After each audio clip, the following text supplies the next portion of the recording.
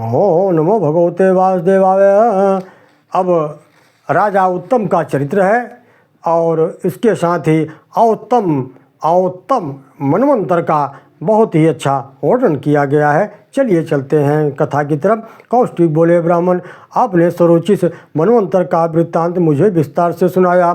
8 निधियों को भी आपने वर्णन किया। स्वयं भू मनवंतर का वर्णन तो पहले ही आप कह चुके हैं। अब उत्तम नामक तीसरे मनवंतर की कथा सुनाइए। मार्कंडेय जी ने कहा, राजा उत्तानपाद के सुरुचि के गर्भ से एक उत्तम नामक पुत्र उत्पन्न हुआ, जो महान बलवान और पराक्रमी था। शत्रु और मित्र में तथा पुत्र और पराय मनुष्य में उसका समान स्वभाव था। वह धर्म का ज्ञाता था और दुष्टों के लिए यमराज के समान भयंकर, साधु पुरुषों के लिए चंद्रमा के समान आनंददायी था। राजकुमार उत्तम ने ब्रह्म कुमारी बहुला के साथ विवाह किया था।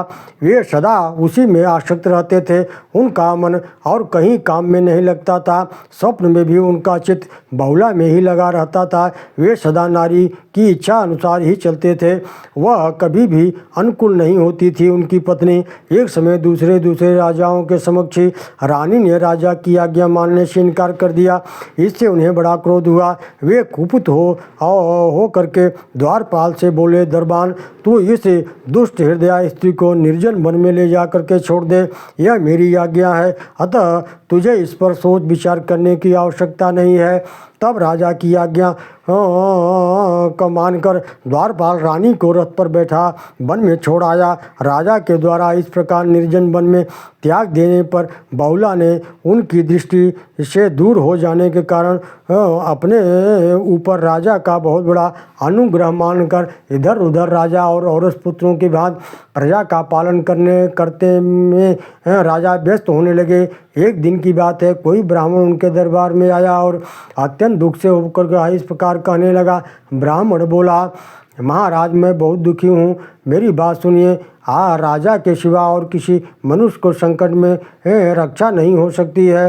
रात को सोते समय मेरे घर का दरवाज़ा खोले बिना कोई मेरी पत्नी को चुरा ले गया। आप उसे पता लगाकर ला देने की कृपा करें। हमारी आय और धर्म का 6वां भाग आप वेतन के रूप में ग्रहण करते हैं, इसलिए आप ही हम लोगों के रक्षक हैं। आपसे रक्षित होने के कारण ही मनुष्य रात में निश्चिंत होकर के सोता है। राजा ने कहा, ब्राह्मण, आपकी स्त्री शरीर कैसी है, वह किस स्वभाव की है, उसका क्या हुलिया है, उसको बताइए। ब्राह्मण बोला, मैं राजन, मेरी स्त्री दृश्य से क्रूर टपकाती है। उसकी कद तो बहुत ऊंची है, किंतु बाहें छोटी है। मुंह दुबला पतला, शरीर कुरूप है। मैं उसकी निंदा नहीं करता, ठीक हुलिया बताता हूँ। उसका स्वभाव बड़ा कड़वा है, उसकी बोली बड़ी कड़वी है। और राजा ने कहा, ब्राह्मण, ऐसी स्त्री को लेकर क्या करोगे?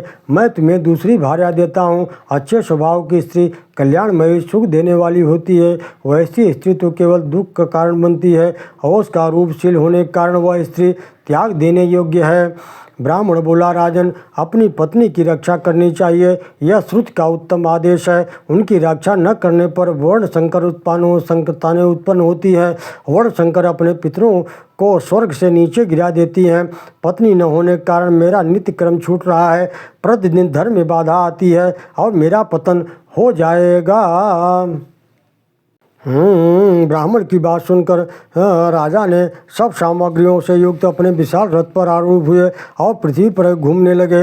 एक दिन एक बहुत बड़े वन में तपस्वी का उत्तम आश्रम देख करके वहाँ चले गए। रथ से उतर कर वे आश्रम में गए।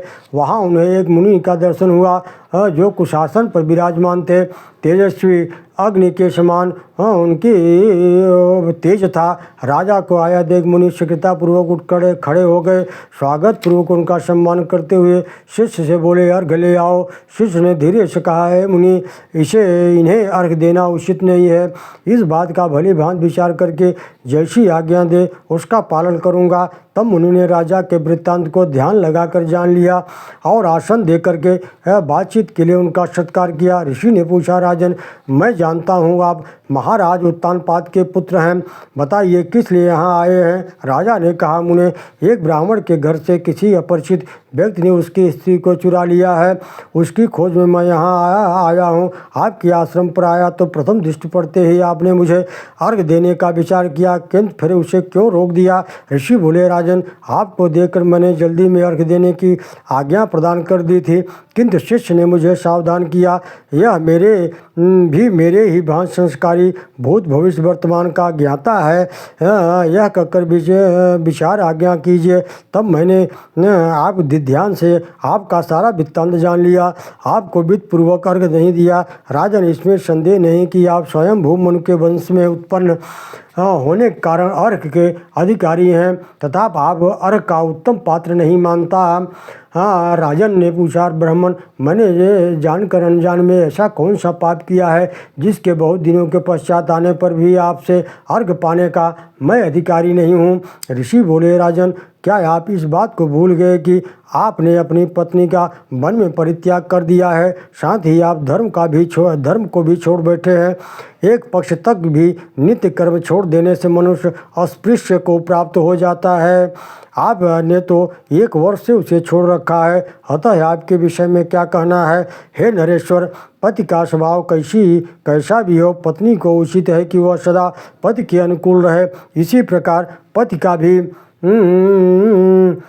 कर्तव्य है कि वह दुष्स्वभाव वाली पत्नी का भी पालन पोषण करे।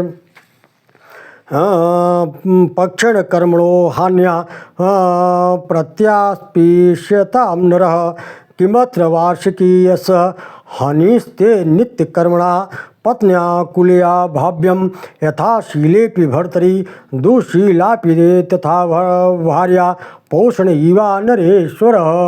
सज्जनों, ब्राह्मण की वह पत्नी जिसका अपहरण हुआ है वह सदा पति के प्रतिकूल चलती है, तथा धर्म पालन की इच्छा से वह अपने पास गया और पत्नी को खोजने के लिए प्रेरित करता हुआ आप तो धर्म से विचलित हुए दूसरे मनुष्यों को धर्म में लगाते हैं। फिर जब आप स्वयं ही विचलित होंगे तो आप कौन सा धर्म का पालन करेंगे। मार्कंडेय जी कहते हैं, मुनि के यूँ कहने पर राजा लज्जित हो गए। आपका कहना ठीक है, जो कहकर उन्होंने ब्राह्मण की पत्नी के विषय में पूछा। भगवान, आप भूत और भविष्य के यथार्थ ज्ञाता हैं, बताइए ब्राह्मण की वह पत्नी को कौन ले गया है।